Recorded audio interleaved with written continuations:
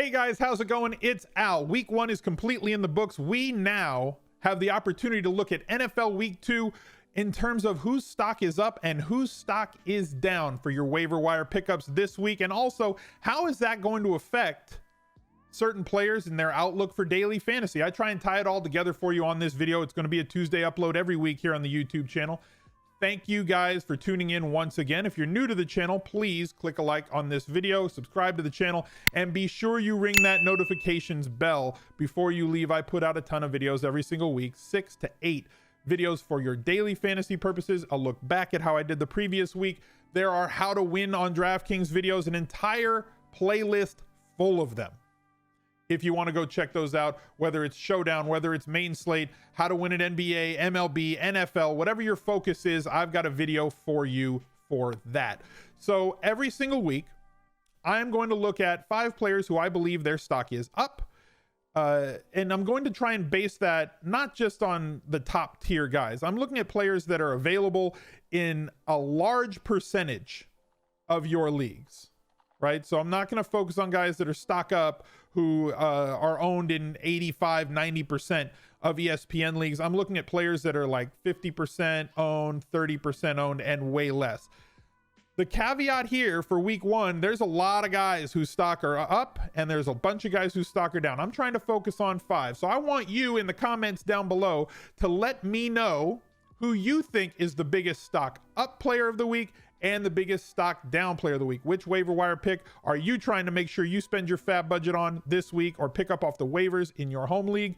And which is the player that you are most definitely going to drop who is just not living up to your expectations? Why don't we start with one of my favorite players, Tyrell the Gazelle Williams. His price is only $4,400 for week 2 on DraftKings. And the reason for that is the players that play on Monday night don't have stats. We don't know who their how they performed on Monday night. We don't know any injury information or how roles might have changed. So DraftKings, when they put out the pricing for the following week comes out before the Monday night football games have ended.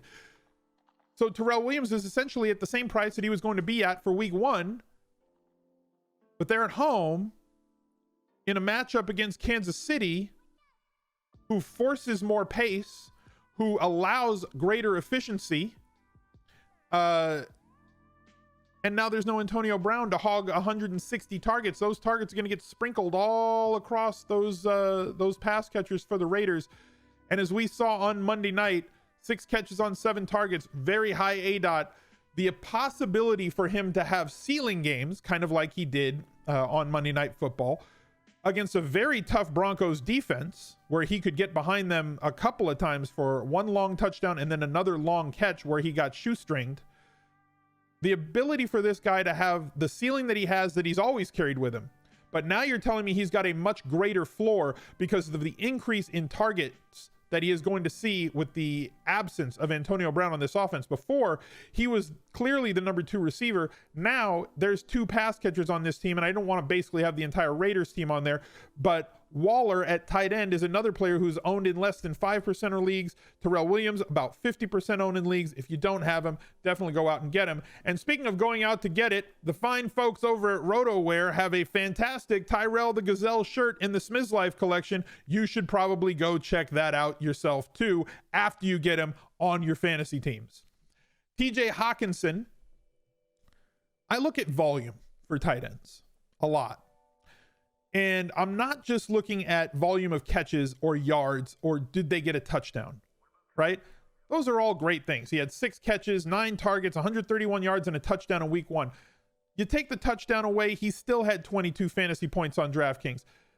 He may not get that sort of service every week, or so you would think, until you kind of peel back the layers and look inside. I want to look at red zone targets. I want to look at how many snaps did the guy play. And more importantly for a tight end, tight ends, when they're on the field, so snaps don't always represent what's best. Obviously, wide receiver snaps count because a wide receiver isn't blocking a lot of the time, and they're definitely not blocking on quarterback dropbacks. But if you look at tight ends who ran routes on plays where their quarterback dropped back, TJ Hawkinson, top 3 in the league in week 1. This kid is out in the formation. They're not using him to block at all, which was a danger coming into the season. Now, the matchup with the Cardinals was one that was very tasty, that everybody could go out and attack, and we know that the Cardinals are going to produce greater efficiency for passing games because of how poor they are defensively, especially with both of their starting cornerbacks out. Obviously a cornerback not guarding Hawkinson, but it creates mismatches all over the field and space all over the field because they have to do things a lot differently. But if Hawkinson is going to be running routes on 70 or 80% of Matt Stafford's dropbacks, even with Detroit being a run-heavy team, or one of the most run-heavy teams, and as slow as they want to play on a week-in, week-out basis, Hawkinson will still maintain a ton of value just because of the fact that he's going to be out running routes every time he sees a drop back from Matt Stafford. So you're going to have three guys that are going to split the majority of the targets on this team, and Hawkinson going to be one of those players. Still available in, let's see, 70% of leagues. That's going to correct itself going into week 2. John Brown, I've been banging this drum all summer.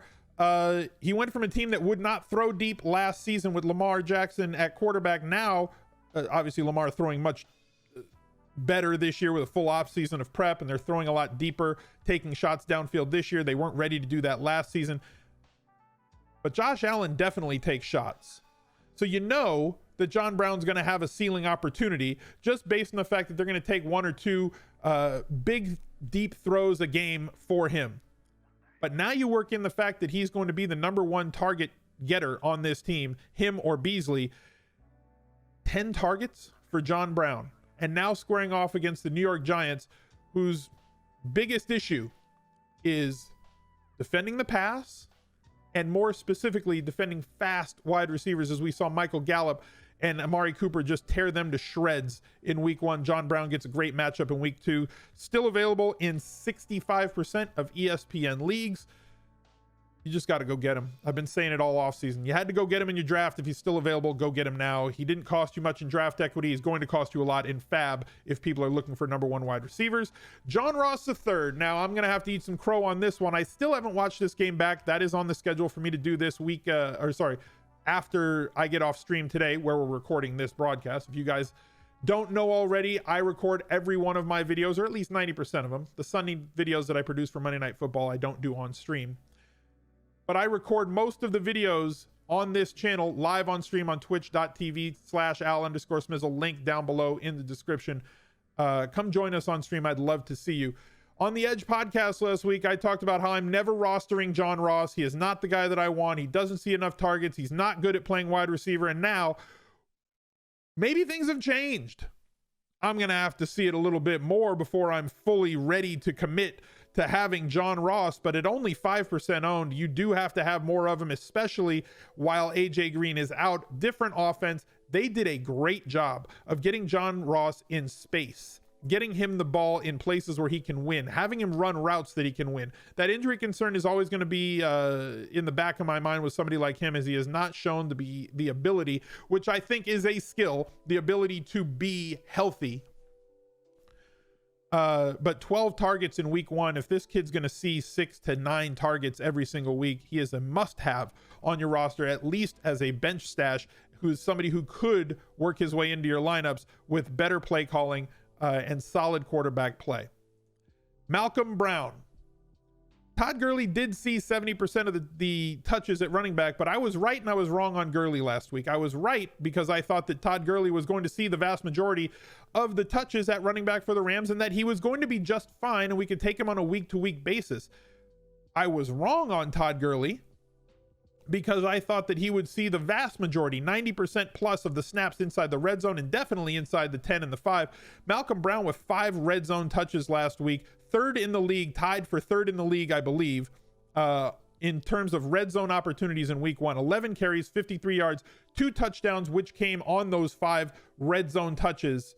If he is going to be utilized as CJ Anderson was utilized last year down the stretch for the Rams, where Todd Gurley, they're just not going to pound him inside the 10, those high value touches, and that's going to be Malcolm Brown.